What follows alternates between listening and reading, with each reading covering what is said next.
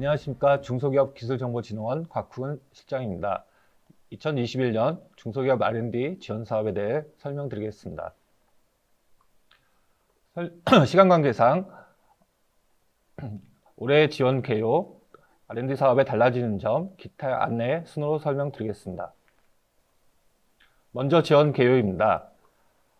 2021년 중소기업 R&D 사업은 1조 7,229억 원의 예산으로 지원할 계획입니다.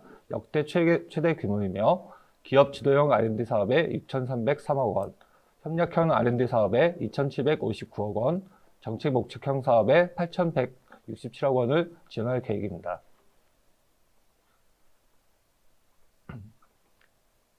다음은 올해 크게 달라진 점에 대해서 5가지 사항을 설명드리겠습니다.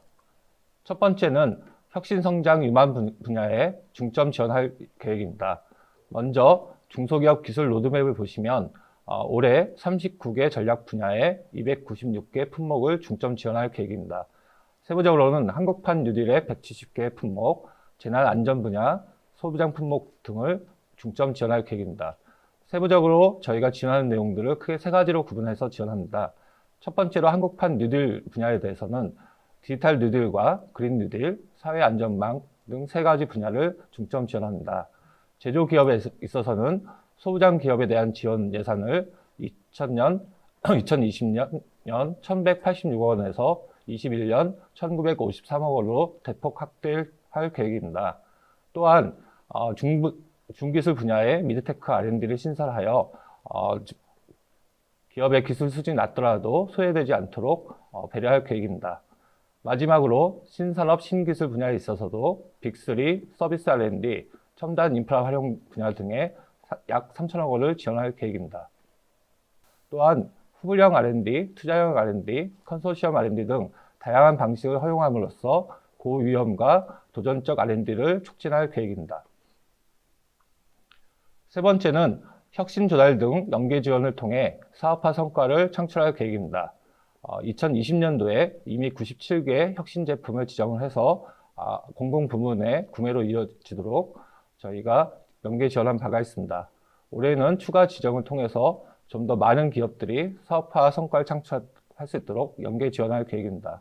또한 사업화 자금 지원을 위해서 3년간 총 3.5조 원 이상, 그리고 투자는 연 1.2조 이상의 사업화 자금도 연계 지원할 계획입니다.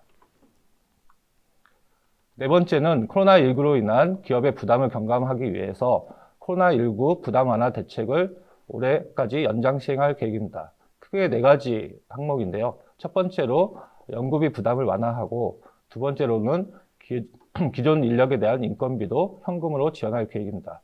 또한 기술료도 최대 2년간 납부를 유예하고요. 그 다음에 정부 지원금도 협약 즉시 50%를 지급하는 방식으로 개선할 계획입니다. 다섯 번째는 R&D 지원의 공정성과 전문성도 제고해 나가겠습니다. 기존에는 서면평가, 대면평가 등 2단계 평가를 한 반면 코로나19로 인한 신속한 지원과 그 다음에 비대면 평가를 위해서 서면 방식으로 평가를 진행한 후에 꼭 필요한 경우에만 비대면 방식으로 평가를 하는 원스톱 평가 방식을 도입할 계획입니다. 또한 분과별로 우수한 과제라 하더라도 너무 지나치게 경쟁력이 센 분과에 있는 경우에는 탈락하는 경우가 있었습니다.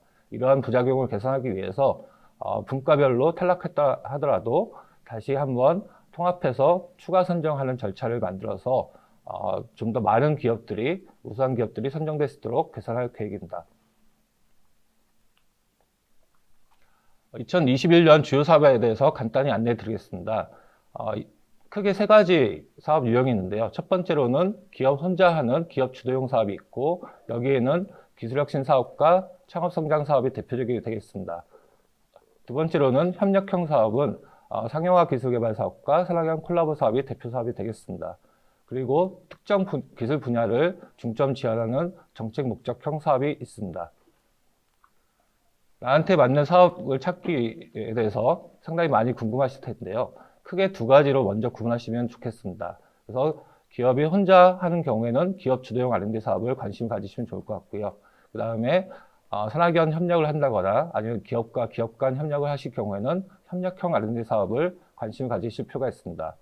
특히 기업 주도형 R&D 사업의 경우에는 매출액과 혁신 역량을 기준으로 하여 지원 대상이 세분화되어 있으니 꼭 참고하시기 바랍니다. 그리고 협력형 사업의 경우에는 협력 기관과 수요처 여부에 따라서 사업이 구분되어 있습니다.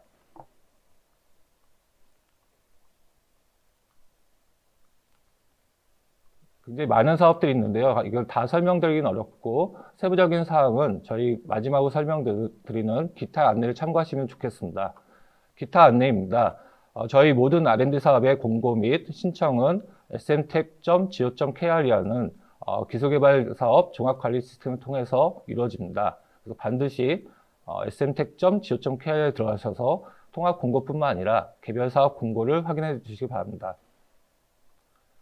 기타 안내로서 저희가 신청부터 과제가 선정된 이후에 협약 체결, 그다음에 과제 관리, 최종 평가까지 모든 절차에 대한 내용을 동영상 강의로 해서 SM테크에 올려 있습니다. 그래서 이 내용을 꼭 참고해 주시면 감사하겠습니다. 이상으로 2021년 중소기업 R&D 사업 설명을 마치도록 하겠습니다. 감사합니다. 네, 설명 잘 들었습니다. R&D 사업이 굉장히 다양한데요. 사업마다 신청 자격이 각각 다 다릅니다. 신청 자격을 판단하는 기준에 대해서 한번 말씀 부탁드립니다. 예, 기본적으로 R&D 사업은 신청 자격 해당 여부를 신청 접수 마감일을 기준으로 판단합니다. 예를 들어서 창업성장 R&D 사업은 업력 7년 이하의 창업기업을 지원 대상으로 합니다. 이 경우에 해당 사업의 신청 접수 마감일을 기준으로 설립 후 7년 이내의 기업이 신청 가능합니다.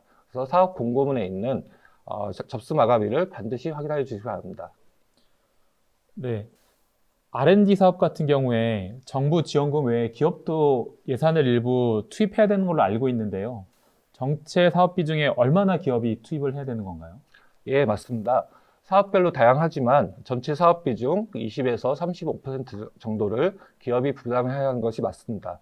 단 올해에는 코로나19에 따른 중소기업의 부담을 완화하기 위해서 기업 부담 비율을 10에서 20% 수준으로 낮췄습니다. 또한 기업 부담금 중에서 현금 부담 비율도 과거 40에서 60% 수준에서 10%로 대폭 낮추었습니다.